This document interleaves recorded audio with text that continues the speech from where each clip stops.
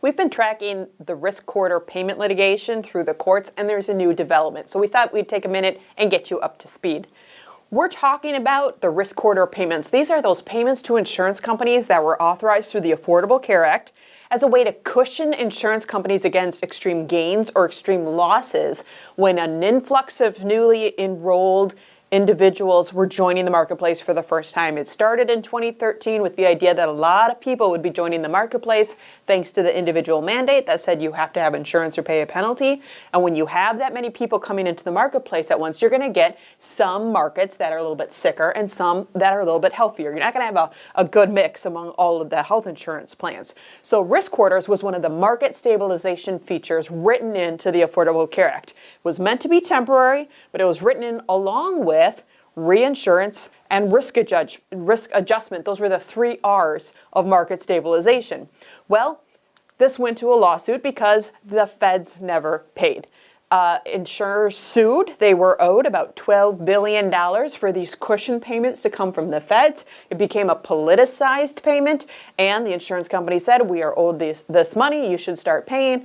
There was a split among the lower courts of whether or not these payments should be authorized, and it went to the appeals court in front of the federal circuit in June 14th. That circuit was divided, but ultimately they came down with the decision that no money was owed.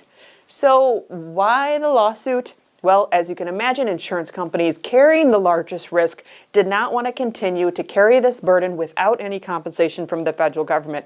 Some of those that were feeling it the most were some of the little bit smaller insurers, more of the co-ops, that said this is definitely going to impact our bottom line. Other insurance companies said they barely felt it. But that should be beside the point. We had to start looking at the actual regulations and what the insurance companies should be owed as was written in the original statute.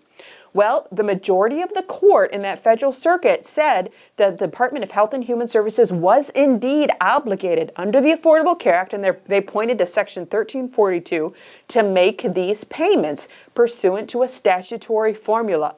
The obligation, however, was then limited later. After the Affordable Care Act was passed, the obligation was limited by congressional action. There were appropriation riders added to the language, and the court said that got rid of the obligation to actually owe that money to the insurance company. So that's where it sat. Well, late in the summer, as you can imagine, this was not the end of the litigation. 4 insurance companies filed petitions to have that federal circuit court reconsider their opinion. And to do that, they requested an en banc review. That means you take all of the judges of the circuit to rehear the case instead of just the panel of 3 that heard it the first time around.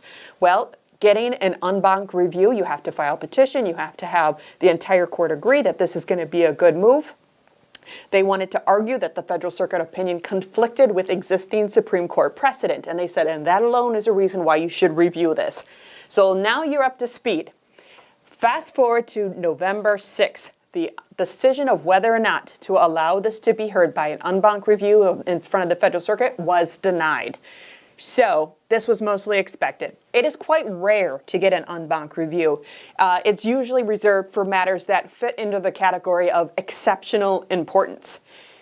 Some justices, however, said this does fit into that category. The decision to deny en banc review was not unanimous. 2 judges dissented. The reason for the dissent, they said this is an issue of national impact. And they didn't specifically point to all of the health issues that could be at play in this. They pointed to the integrity of government and public-private partnerships, that if you enter an agreement with the federal government as a business, as these insurance companies did, you should expect integrity and fair play in that contract. And they thought, the 2 dissenters thought, that this went against that integrity, that a private business trusted the federal government in a contract, and then the federal government changed its mind, changed the rules, and they didn't get their money, and they thought that reflected poorly on the system, and that impacts the rule of law. So that's where things stand. Denial of that en banc review. So that leaves things where that 3-judge panel had left things saying no money owed to the insurance companies. So what's next? Well, as you can imagine, the insurers are expected to appeal to the U.S. Supreme Court.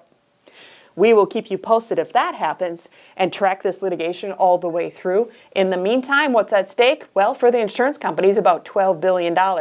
And according to those two justices that dissented, trust that the government will be a reliable business partner to the private sector. So you can see how this cuts across both sides of the political aisle to determine if this should go forward and if these insurance companies are owed their money.